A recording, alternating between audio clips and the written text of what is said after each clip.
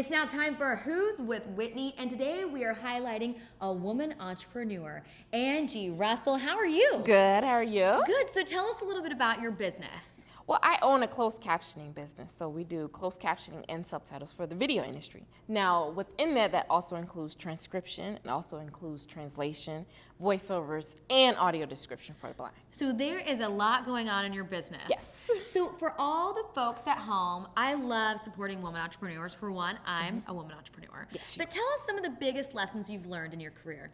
One of the biggest lessons, I think, is never give up. Okay, so when you're starting a business and you're running one, things can get a little tough, right? And there's a temptation to say, if it's not easy, then it's not meant for me to do it. However, the opposite I find is true. Anytime you're trying to achieve something great, it's going to be hard. If it wasn't, then a whole lot of people would be doing it, right? So one of the greatest lessons I've learned is if you set your mind to something, even if you have it all planned out and it does not work, do not give up, because you could be one step, literally one step away from that step that you're looking for, the things that made you go into this business in the first place. So one of the things I would say is absolutely do not give up. Is that something that you kind of learned in your first, because you took over the company in 2014? Yes, I did. And they say the first year is the hardest. Yes, it is. So, I mean, you're still breathing. You haven't given up. Yes. Yeah. So, and what was your first year like? Because I know a lot of also folks at home, like that first year, sometimes when people say, okay, now it's time, I didn't hit it in the 6-month mark. Yeah. Yeah. So what would you say you learned in the year? Like what was one of the craziest things that happened in your first year? Oh, well, the whole year was crazy. Let's just say that. So I was prepared to take over the company. But before that, I was actually an employee of the company.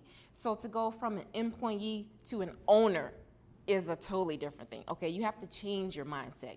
You're not just sitting there doing the work. You are now employing people to do the work for you. Oh. And so that is what I had to learn, to step back and stop taking so much ownership over actually doing the work. I had to let go of the reins, so to speak. Yeah, and you have to just like own it, like you were saying. Yes. And now tell me, in the workplace, you know, there's always mix, you know, men, women. I mean, that's what makes the world go round. But being a woman business owner, do you feel like it's sometimes hard to find that level of like authority? It can be at times. So there is a great mix between asserting your authority and still being kind, you know, so you have to balance that out. You think about it and say, am I going to be respected as a woman? And generally you are, because business is business across the board. Clients come to you because they need your services. In those instances where you are not respected as a woman, then you have every right to say, I have to step aside, you know, from this to protect not only myself, but the reputation of my company.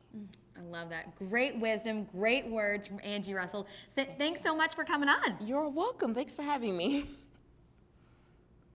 For more information, check out WhitneyReynolds.com or get social with us, Twitter @Whitney Reynolds or on Facebook, The Whitney Reynolds Show.